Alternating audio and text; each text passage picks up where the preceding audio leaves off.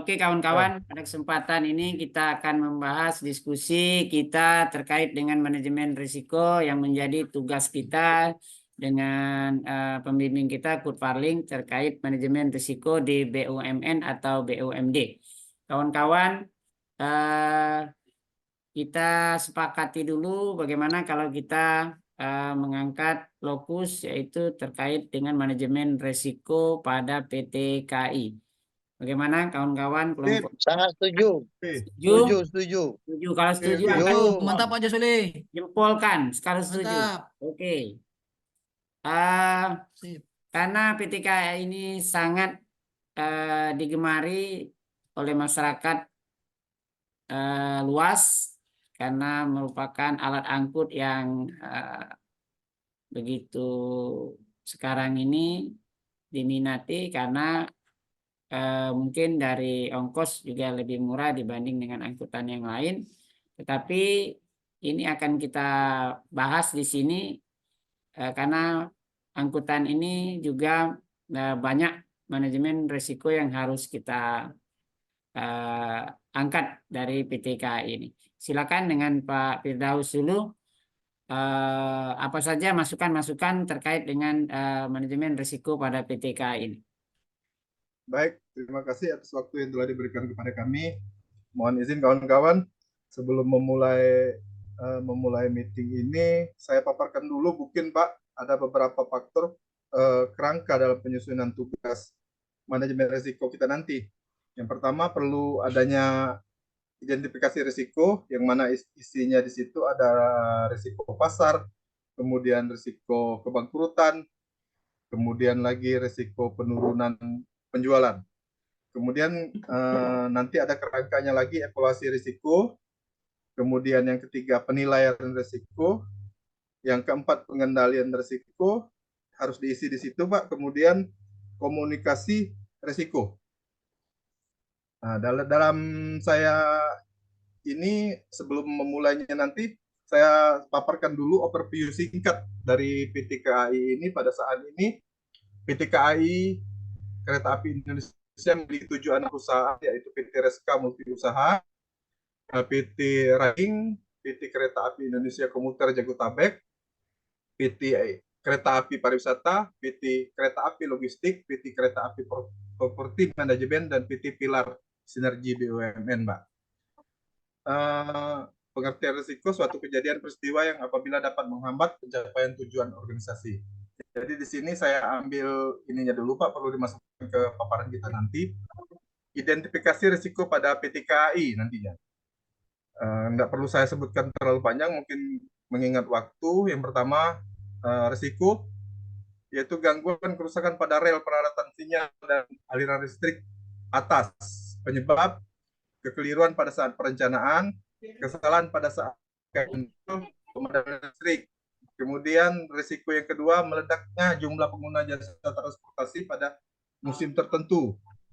Tingginya masyarakat terhadap pengguna jasa transportasi kereta api Indonesia. Kemudian mobilitas penduduk antar daerah sangat masif. Kemudian risiko yang ketiga, keterlambatan jadwal keberangkatan dan kedatangan. Ini berpengaruh Pak. Penyebabnya persilangan penyusunan, bongkar muat barang, perawatan rel yang masih kurang. Risiko yang keempat, keterbatasan suplai suku cadang.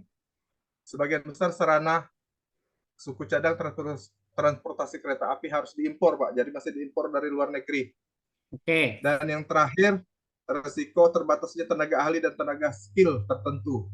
Minimnya jumlah pegawai memenuhi kualifikasi posisi dengan keahlian khusus dan sangat susah dicari di pasar tenaga kerja. Oke. Mungkin itu saja, sebenarnya masih banyak ini yang Ya. perlu saya sampaikan, tapi mengingat waktu Sekarang mungkin kita nanti kita susun minta lagi, Pak. masukan dari Pak Iwan dulu. Assalamualaikum warahmatullahi wabarakatuh. Waalaikumsalam warahmatullahi wabarakatuh. Pada kesempatan ini kita dalam pembahasan risiko tentang PT Kereta Api, PT KAI ini, dia ada perspektif dua hal.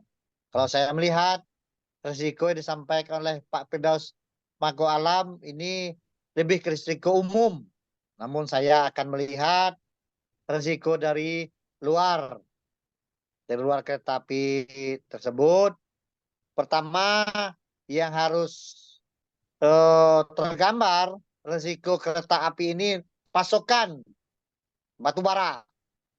Nah, risiko suplai batu bara dari luar karena akan tidak berjalannya PT Kereta Api ini kalau tanpa ada suplai pemompa untuk pergerakan batu bara. Karena KAI Kereta Api artinya Kereta Api Indonesia. Berarti api adalah batu bara. Setelahnya risiko dari luar terjadi dalam hal di areal perlintasan, risiko masyarakat umum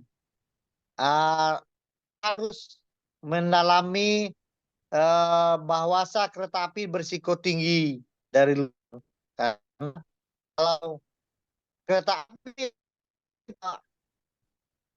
perjalanannya tidak mulus, artinya risiko di luar tentang hak lahan dan sebagainya. Saya rasa itu sudah komplit disampaikan oleh Pak Firdaus tadi, namun saya hanya menambahkan sedikit risiko dari luar. Itu saja mungkin dari saya. Sekarang kita minta masukan dulu dengan Pak Hermanto terkait dengan resiko internal ataupun resiko eksternal.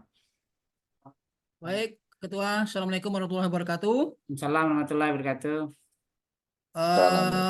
Kawan-kawan sekalian, jadi ini tema yang kita angkat ini adalah manajemen risiko PT Kereta Api Indonesia. Saya rasa ini memang tema yang cukup menarik menurut saya ya, karena memang kereta api ini kan salah satu pelayanan publik gitu kan. Jadi memang banyak dimanfaatkan oleh masyarakat, terutama masyarakat kecil gitu kan. Seperti yang kita lihat, terutama yang di Jawa, di Pulau Jawa gitu ya. Jadi memang salah satu transportasi publik ini memang sangat dinikmati oleh masyarakat. Nah, ini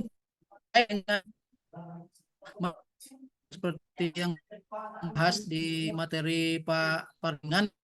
Nah, ini memang risiko ini harus kita terapkan, kita laksanakan, kita cari bagaimana solusi-solusi sehingga dari awal risiko ini bisa nanti di apa namanya itu ada curi solusi gitu. Nah, saya di sini tadi sudah Pak Firdaus tadi bilang risiko itu adalah dapat menghambat suatu kegiatan ke perusahaan. Nah, ini memang harus perlu dicari solusi bagaimana manajemen risiko ini bisa diatasi dengan baik. Nah, saya dalam hal ini akan mengangkat tentang risiko internal pada kereta api. Nah, risiko internal itu dapat diakibatkan dari dalam perusahaan, ya, seperti misalnya karyawan itu sendiri, misalnya kalaulah karyawan itu tidak mempunyai kompetensi gitu kan, nah ini akan berakibat sangat fatal sekali